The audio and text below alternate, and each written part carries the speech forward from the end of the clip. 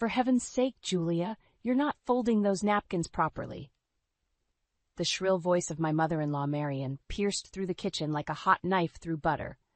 I closed my eyes, took a deep breath, and counted to 10 before turning to face her. Marian, I've been folding napkins for dinner parties for 20 years. I think I know what I'm doing, I replied, trying to keep my voice steady. She huffed, her clipped silver hair bouncing as she shook her head. Well, clearly not. Here, let me show you the right way. Before I could protest, Marian had snatched the crisp linen napkin from my hands and began refolding it with exaggerated movements. I bit my tongue, reminding myself that she was still grieving. It had only been 3 months since her husband Frank had passed away, and Brian had insisted she move in with us temporarily. 3 months that felt like 3 years. Mom, leave Julia alone. She's got everything under control, Brian's voice came from the doorway. I shot him a grateful look, but Marian barely acknowledged him. I'm just trying to help, dear. After all, this dinner party is important for your promotion, isn't it? Marian said, her tone sickeningly sweet. Brian sighed. Yes, but...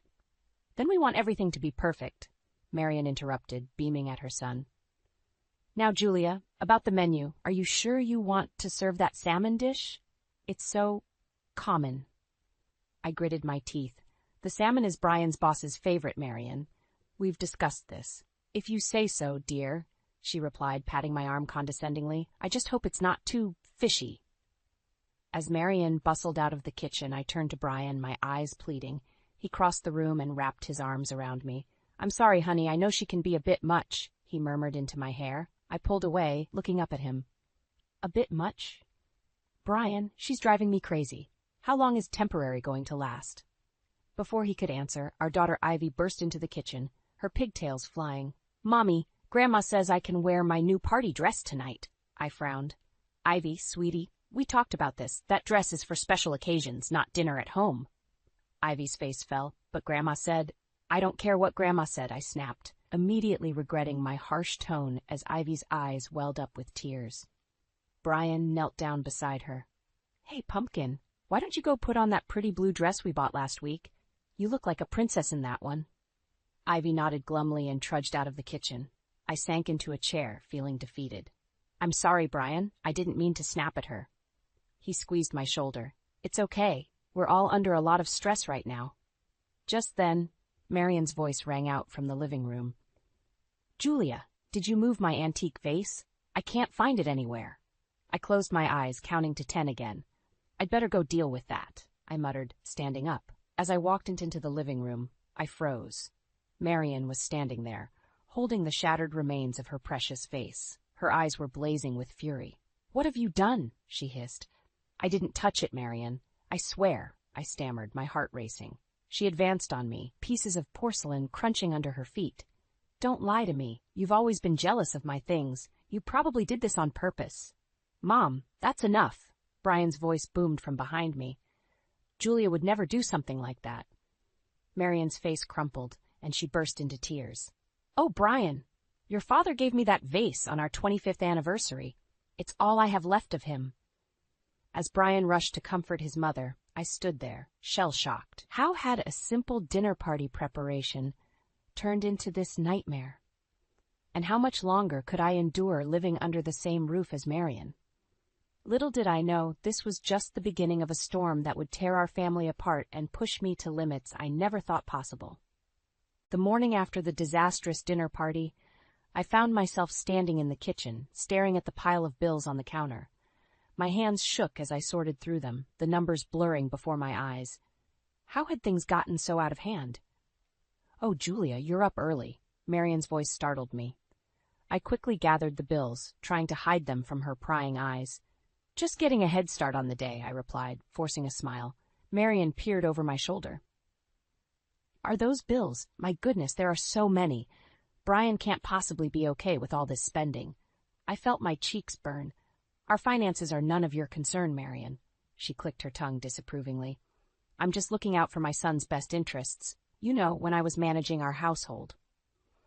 Mom, please, Brian interrupted, entering the kitchen. Julia's got it under control. Marian huffed, but retreated to the living room. Brian wrapped his arms around me from behind. Don't let her get to you, honey. We're doing fine. I leaned into him, wishing I could believe that. The truth was we were struggling.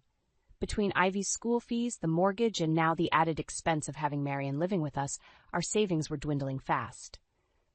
Actually, Brian, I started, turning to face him, I think we need to talk about our budget with your mother here. Mommy. Ivy's excited voice cut through the tension. She bounded into the kitchen, waving a glossy catalog. Look what Grandma gave me. Can we order this dollhouse, please? I took the catalog, my eyes widening at the price tag. Sweetie, this is very expensive. We can't afford. Oh, don't be such a killjoy, Julia, Marion chimed in, following Ivy. Every little girl deserves a beautiful dollhouse. I'd be happy to contribute. I gritted my teeth. Marion, we've talked about this. You can't keep buying Ivy expensive gifts. Well, someone has to spoil her, Marion retorted. Lord knows you're too busy pinching pennies to give her any treats. That's enough, Brian's voice boomed, startling us all. Mom, I appreciate your generosity, but Julia and I make the decisions about Ivy's upbringing. And Julia, can we please discuss our finances in private? Ivy's lower lip trembled. So, no dollhouse? I knelt down, pulling her into a hug. Not right now, sweetheart, but how about we make one together? We can use that big cardboard box in the garage. Ivy's face lit up. Really? Can we start now? After breakfast, I promised, relief washing over me as she skipped away. Marion sniffed. Cardboard, how quaint. I ignored her, turning back to the bills. Brian, we really need to talk about this, he sighed, running a hand through his hair. I know, but can it wait until after work? I've got a big presentation today. Before I could respond, he kissed my cheek and hurried out the door. I stared after him, feeling more alone than ever. Throughout the day, Marion's criticisms continued to pile up. She questioned every purchase I made at the grocery store, scoffed at my attempts to mend Ivy's clothes instead of buying new ones, and even had the audacity to suggest I get a real job to contribute more to the household. By evening, I was at my breaking point. As I stirred a pot of soup, our third meal of leftovers this week, Marion hovered behind me. You know, Julia, she began, her voice dripping with false sweetness, I couldn't help but notice how worn out Brian looked this morning. Perhaps if you were more frugal with the household expenses, he wouldn't have to work so hard. The spoon clattered against the pot as I whirled to face her. That's it, Marion. I've had enough of your constant criticism and meddling. This is my home, my family, and I'm doing the best I can. Marion's eyes widened in shock, then narrowed dangerously. Well, I never. Is this how you repay my son's generosity? By disrespecting his mother? Mommy? Grandma? Ivy's small voice came from the doorway. Why are you yelling? As I looked from my daughter's confused face to Marion's smug one, I realized with a sinking heart that this battle was far from over. In fact, it was just beginning. I woke up with a knot in my stomach, dreading another day of Marion's constant criticism. As I padded downstairs in my worn bathrobe, I heard her voice floating from the kitchen. Honestly, Brian, I don't know how you can stand it. Your wife lounging around in that ratty old thing. In my day, we made an effort to look presentable, even at home. I froze on the stairs, my cheeks burning with humiliation. Brian's response was too quiet to hear, but Marion's shrill laugh cut through the air like a knife. Taking a deep breath, I squared my shoulders and marched into the kitchen. Good morning, I said, forcing a smile. Marion's eyes raked over me, her lips pursed in disapproval. Oh, Julia, I was just telling Brian how a little effort goes a long way in keeping the spark alive in a marriage. I bit my tongue, pouring myself a cup of coffee. Brian cleared his throat awkwardly. Mom, please. Julia works hard taking care of our home and Ivy. Of course, dear, Marion patted his hand. I'm sure she does her best. The backhanded compliment stung, but I refused to let her see how much she was getting to me. Instead, I focused on making Ivy's lunch for school. As I spread peanut butter on whole wheat bread, Marion peered over my shoulder. Oh, is that all you're giving her? When Brian was little, I always made sure he had a hot, nutritious lunch. A growing child needs proper fuel, you know? I slammed the knife down on the counter. Marion, I appreciate your concern, but I know what's best for my daughter. Well, excuse me for caring about my granddaughter's well-being, Marion sniffed. I suppose in this modern age, convenience trumps nutrition. Before I could retort, Ivy bounced into the kitchen. Morning, Mommy. Morning, Daddy. Morning, Grandma. Marion's face transformed into a mask of doting grandmother. Good morning, sweetheart. Are you ready for your big day? I frowned. Big day? Ivy's eyes widened. Oh, I forgot to tell you. Grandma's taking me shopping after school for a new outfit for picture day next week. My heart sank. Ivy, honey, we talked about this. We can't afford new clothes right now. You have plenty of nice things to wear for pictures. Marion waved her hand dismissively. Nonsense. Every little girl deserves to feel special on picture day. It's my treat. I felt my temper rising. Marion, we've discussed this. You can't keep undermining our parenting decisions. I'm not undermining anything, Marion replied, her voice sickly sweet.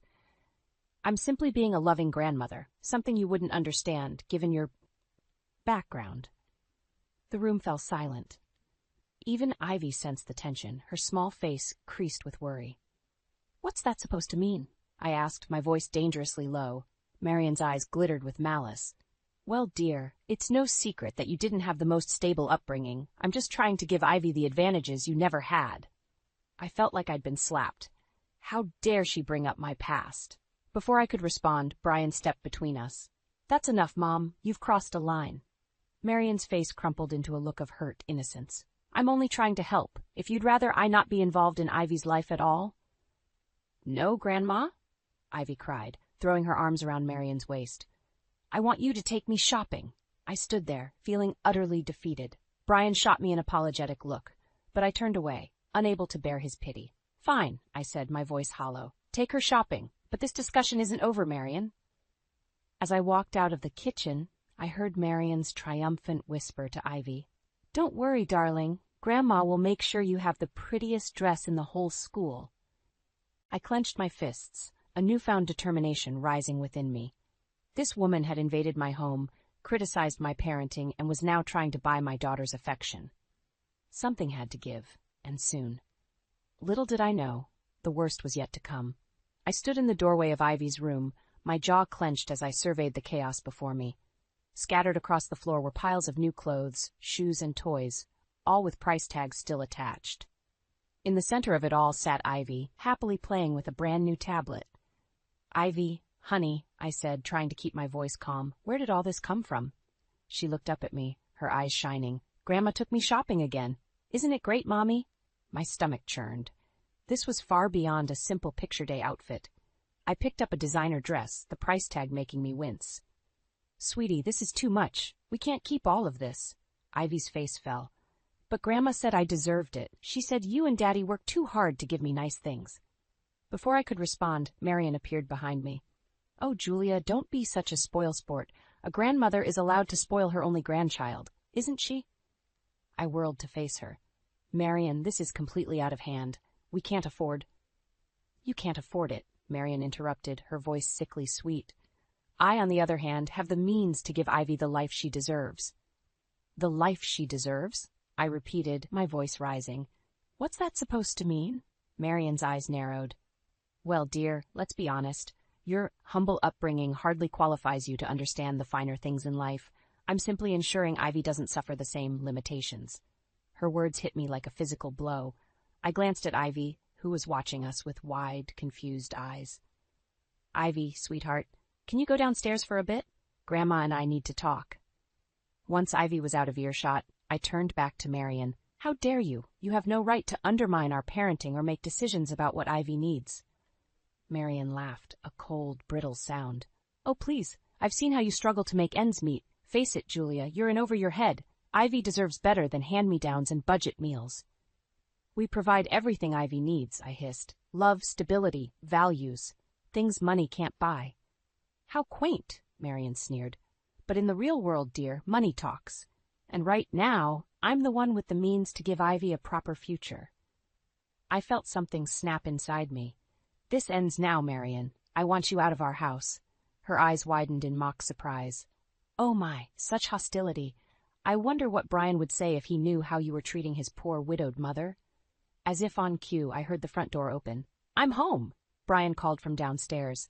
Marion's face twisted into a triumphant smirk. Well, why don't we ask him? She brushed past me, heading for the stairs. Panic rose in my throat as I followed her. I couldn't let her twist the situation to her advantage. In the living room, Brian was hugging Ivy. He looked up as we entered, his smile fading as he sensed the tension. "What's going on?" Marian's eyes welled with tears. "Oh, Brian, I'm afraid there's been a terrible misunderstanding. Julia seems to think I'm overstepping by buying a few things for Ivy." "A few things?" I sputtered. "Brian, you should see Ivy's room. It's like a department store exploded in there."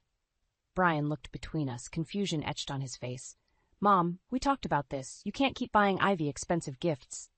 "But, darling," Marian simpered, "I'm only trying to help. You work so hard, and Julia, well, she does her best, I suppose." I felt my face flush with anger. "That's it, Brian, I can't do this anymore. It's me or your mother. She has to go." The room fell silent. Brian's eyes widened in shock while Marian gasped dramatically. Ivy, sensing the tension, clung tighter to her father's leg. "Julia," Brian said slowly, "you can't be serious. She's my mother. Where would she go?" I stood my ground, my heart pounding. "I am serious, Brian. This is our family, our home, and I won't let her destroy it."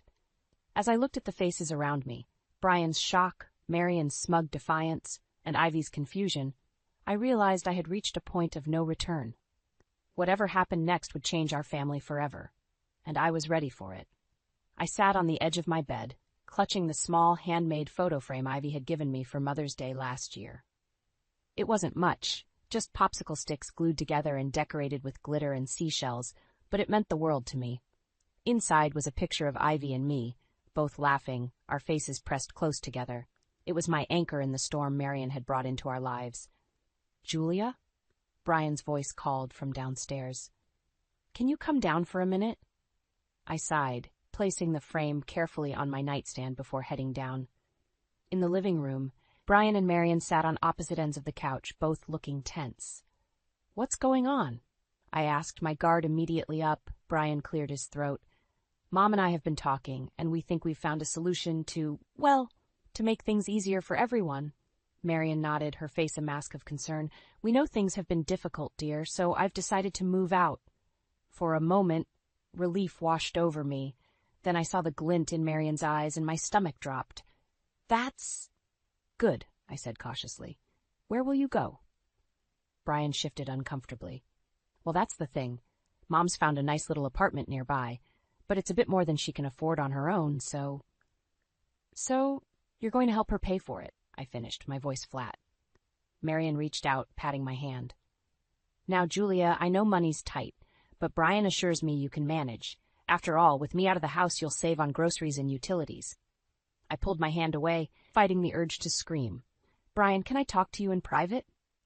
"In the kitchen." I rounded on him. "Are you serious? We can barely afford our own bills, and now you want to pay for your mother's apartment?" Brian ran a hand through his hair. "I know it's not ideal, but what choice do we have? We can't kick her out on the street." "She has money, Brian," I hissed. "All those expensive gifts for Ivy, she can afford her own place." "Mom says that was the last of her savings." Brian explained. "She was just trying to do something nice for Ivy before." I cut him off. "Before what? Before she guilted us into supporting her?" Brian's face hardened. "That's not fair, Julia. She's my mother. I can't abandon her." "And what about us?" I asked, my voice breaking. "What about our family?" Before Brian could answer, we heard a crash from the living room. We rushed back to find Marian on the floor, Ivy's photo frame shattered beside her.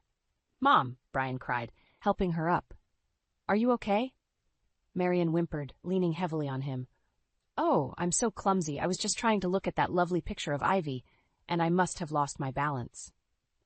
I knelt, carefully picking up the pieces of the frame. My heart sank as I realized it was beyond repair. "I'm so sorry, dear," Marian simpered. "I know how much that meant to you, but really, it was just a childish craft. Perhaps now you can get a proper frame for that beautiful photo."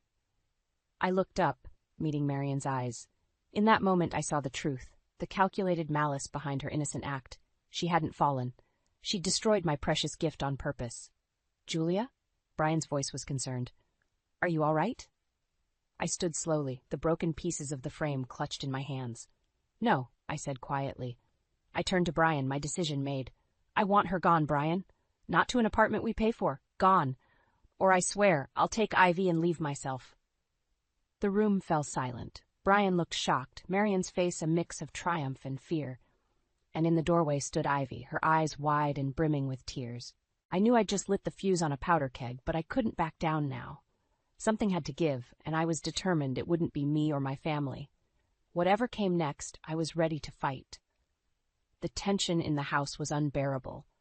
Brian had retreated to his study while Marion locked herself in her room, playing the victim. I sat at the kitchen table, my hands shaking as I tried to piece together Ivy's broken photo frame. "Mommy?" Ivy's small voice startled me. She stood in the doorway, clutching her favorite stuffed animal. "Are you and Daddy fighting because of me?" My heart broke. "No, sweetheart, come here."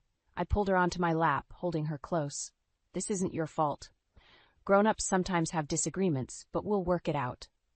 Ivy's eyes fell on the broken frame. "Is that the present I made you?" I nodded, forcing a smile. "Yes, but don't worry, I'll fix it." Her little face scrunched up in confusion. "But I saw Grandma break it." My blood ran cold. "What do you mean, honey?" Ivy fidgeted, looking down. "I saw Grandma pick it up and throw it on the floor. She looked angry. Then she called for Daddy and pretended to fall." I felt a rush of emotions, anger, vindication, and a fierce protectiveness for my daughter. "Ivy, this is very important. Are you absolutely sure that's what you saw?" She nodded solemnly. "I'm sure, Mommy. Grandma lied." Just then, Brian walked into the kitchen. "What's going on?" I stood up, setting Ivy down gently. "Brian, Ivy has something to tell you." As Ivy recounted what she'd seen, Brian's face went through a range of emotions: disbelief, shock, and finally, anger. "That can't be true," he muttered. "Mom wouldn't." "I'm not lying, Daddy," Ivy insisted, tears welling up in her eyes. Brian knelt down, hugging her. "I believe you, sweetheart. Why don't you go play in your room for a bit? Mommy and I need to talk." After Ivy left, Brian turned to me, his face pale. "Julia, I don't know what to say." Before I could respond, Marion's voice rang out from the doorway. "Well, I certainly have something to say. How dare you turn my own granddaughter against me?" I whirled to face her. "We didn't turn anyone against you, Marion. Ivy saw what you did." Marion's face contorted with rage. "You little liar! Brian, surely you don't believe this nonsense?" Brian stood, his voice quiet but firm.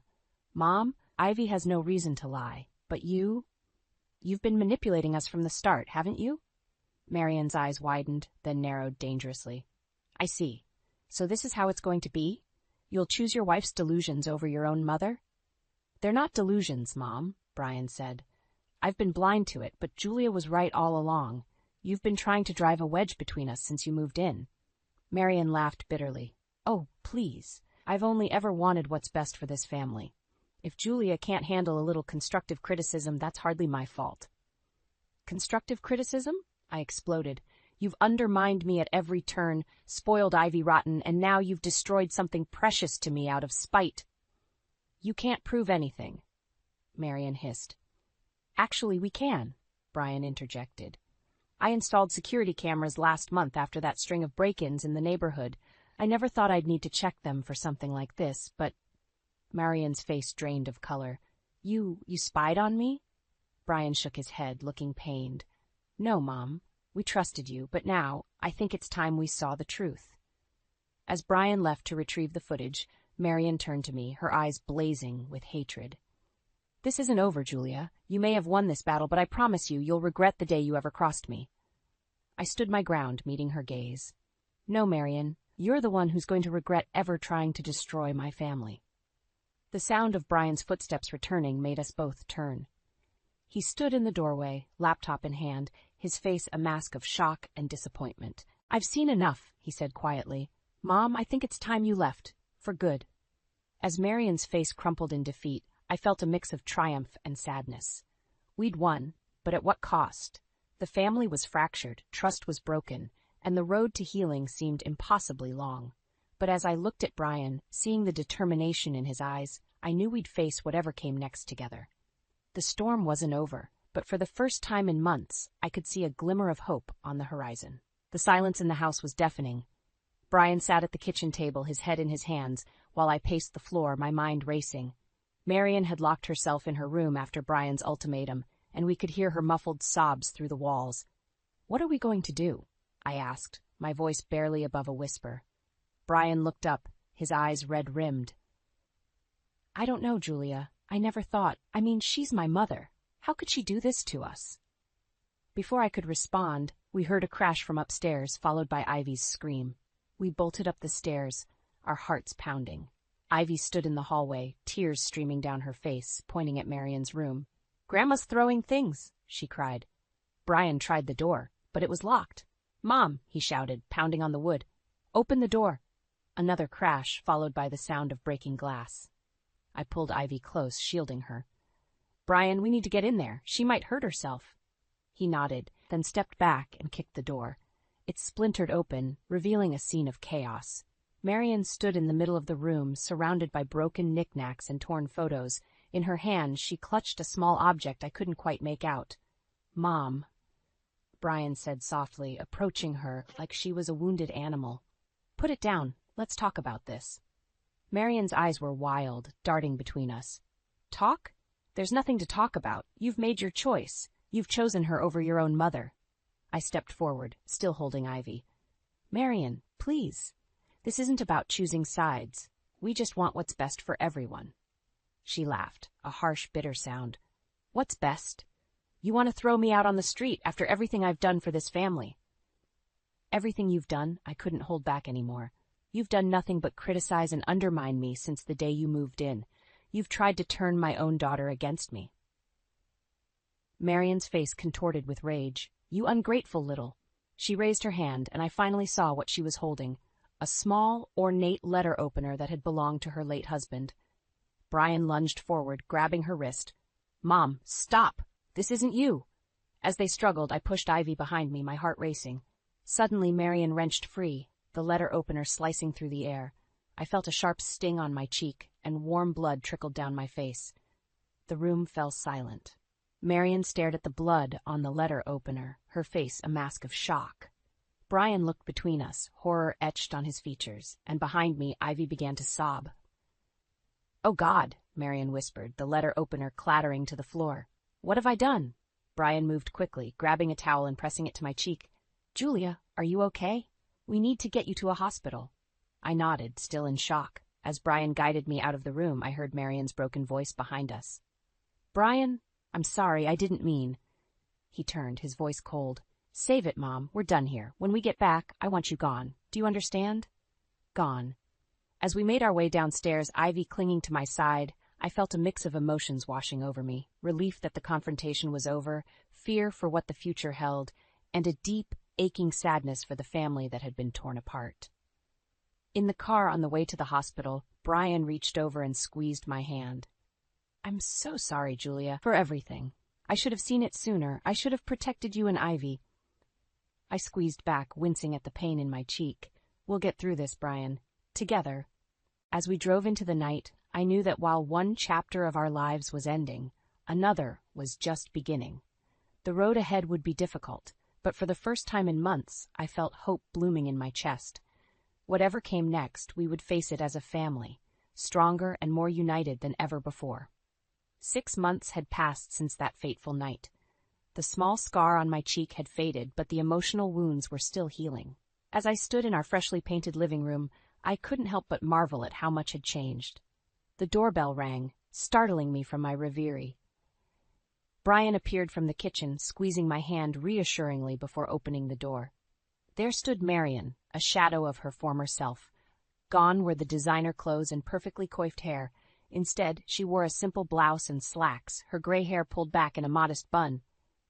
"Come in, Mom," Brian said, his voice neutral.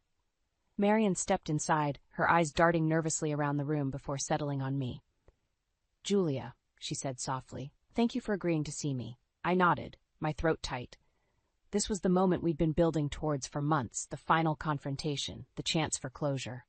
We settled in the living room, an uncomfortable silence hanging in the air. Finally, Marion spoke. I don't know where to begin. What I did was unforgivable." "Yes, it was," I replied, my voice steady. "You nearly destroyed our family, Marion." She flinched at my words, but nodded. "I know, and I've spent every day since then trying to understand why I did it. The therapist I've been seeing, she's helped me see how my own insecurities and fears drove me to lash out at you." Brian leaned forward. "That's no excuse, Mom. You hurt Julia. You manipulated Ivy. You—" "I know," Marion interrupted, tears welling in her eyes. I know, and I'm so sorry. I've been working hard these past months. I got a job at the local library. I've been volunteering at the senior center. I'm trying to be a better person, to make amends. I studied her face, searching for any sign of the manipulative woman who had tormented me for so long. Instead, I saw genuine remorse and a deep, aching sadness. Marion, I said slowly, I appreciate your apology. But you have to understand, trust isn't rebuilt overnight. It will take time, a lot of time, before we can even think about having you back in our lives in any significant way. She nodded, wiping away a tear. I understand. I don't expect forgiveness, Julia. I needed you both to know how sorry I am, and that I'm committed to changing. Just then, we heard the patter of small feet. Ivy appeared in the doorway, her eyes widening at the sight of her grandmother. Grandma? She said hesitantly. Marion's face softened. Hello, sweetheart, you've grown so much. Ivy looked at me, uncertainty in her eyes. I nodded, giving her permission to approach. She walked over to Marion, studying her carefully. You look different, she said. Marion smiled sadly. I am different, Ivy. I've learned a lot about being kind and respectful. I'm sorry for the way I behaved before. To my surprise, Ivy reached out and patted Marion's hand. It's okay, Grandma. Mommy says everyone makes mistakes sometimes. The important thing is to learn from them. I felt a lump form in my throat at my daughter's wisdom. Brian caught my eye, a mix of pride and love in his gaze. As Marion prepared to leave, she turned to us one last time. I know I have no right to ask this, but is there any chance someday that we might be able to start over? Brian and I exchanged a look. After a moment, I spoke. We can't make any promises, Marion. But if you continue on this path, if you truly commit to change, maybe, someday, we can try to build a new relationship, a healthier one. Marion nodded, a glimmer of hope in her eyes. Thank you. That's more than I deserve. As we watched her drive away, Brian wrapped his arm around me. You okay? He asked softly. I leaned into him, feeling the strength of our bond. I am. For the first time in a long time, I really am. Ivy tugged at my hand. Can we have ice cream now? Brian and I laughed, the tension finally breaking. As we headed to the kitchen, I realized that this wasn't just an ending, it was a new beginning. We had weathered the storm, emerged stronger, and now, finally, we could start to rebuild. Not just our family, but ourselves. And that, I realized, was the sweetest revenge of all. Living well, on our own terms, free from the shadows of the past.